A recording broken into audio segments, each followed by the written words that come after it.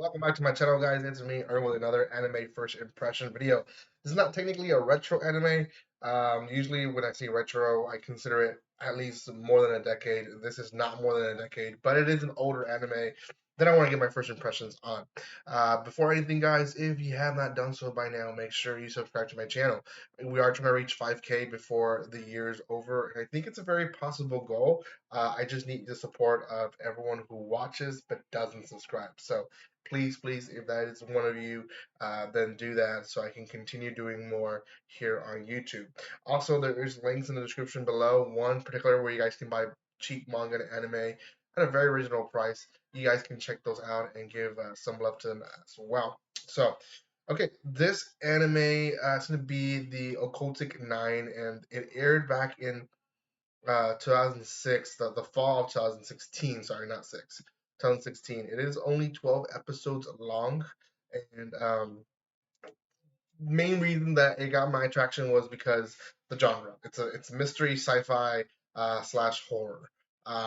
Now, not a lot of horror when it comes to like um, demon and all that. Well, actually, I don't know. If it could be, but it's more of like the crime horror side that you want to find. So, um, a lot of things going on at this first episode, and not really sure where to start. But we essentially meet our protagonist. I think his name is Shun, and he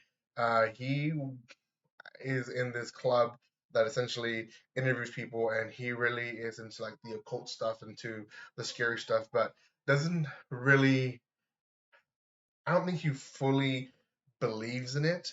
And there is a professor that he works with, and this professor from his school. He comes out on TV shows, and he himself is a very strong believer in the science that there is a scientific side that people try to ignore because it's so hard to understand that we just decide that it's not important. So um, he's important because he comes out at the end.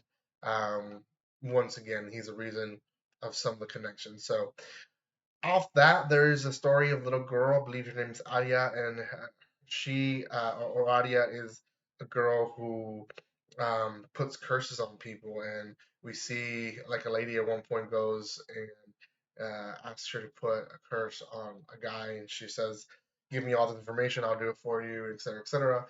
And then a weird instance happened, and we see the scalp of a person and hair still on it, and she's not faced at all by it. She's very much like very tranquil person, and she's popular because she is a social media, I guess, person that comes out as a mystical occult person.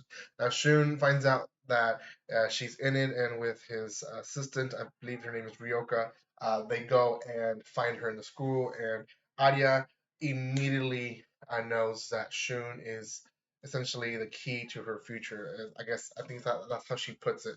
Um, so they get together and they essentially decide that they're gonna investigate some mysteries going on in the school, and Shun is gonna basically grow from there. He's excited because he's gonna be famous now that for a famous occult girl is part of the whole situation. Well, at the end of the episode, Shun goes and looks for his professor, and he cannot find him, and everything's weird. Things are not where they're supposed to be. There's blood in places, and finally he finds his professor killed with the scalp cut off his head, which I guess is what Arya received early in the episode.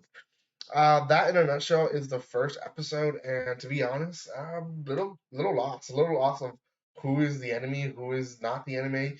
There was investigators that work with the professor as well, and when they went and retrieved something from his home, an older lady gave him the stuff, and they assumed it was his mom, but his mom is also dead. So there's a lot of mystery going everywhere, and I feel like in this first episode, they basically presented us with a ball of yarn with a bunch of, you know, missing ends, and we have to unravel it ourselves as we watch the episode. So, that personally is a huge hook for me.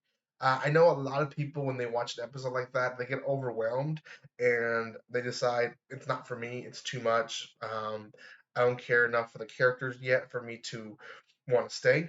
Um, which I understand that point of view. But me personally, when something's presented to me like that, and I have questions of, why did Ira get this scalp? Why, is she really able to put curses on people, or is it all just a farce and she's now gonna step into the real world? Is this kid, you know, had he seen other stuff like this before? Obviously, he probably had never seen that person, but had he seen stuff in the cult area, stuff like that?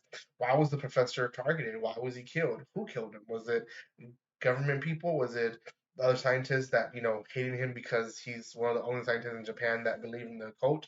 So you have all these different questions that are going to be unraveled, hopefully through the next 11 more episodes that I'm going to watch. So yeah, for now, I think it's a great series. I think people should at least give it a try. It is, like I said, a mystical horror type of series. So if you're not into the gore, you're not into the whole, darkness of anime, then this one might not be for you. As of right now, Anime List has it at 6.9. I believe that's a pretty fair rating for now. 6.9 is pretty fair. I want to watch the whole thing, see what it is. If it is very unpredictable and stuff that just keeps happening left and right, I'm probably going to rate it higher than my Anime List. But for now, 6.9, I think it's a fair rating, and we'll see what happens. So let me know what you guys think, and thank you guys so much for your love and support. Keep watching the videos. I've been posting as much as possible for you guys, and I'll keep posting as much as possible. So give some love by commenting, liking, and sharing. And like always, don't be strangers. See you guys.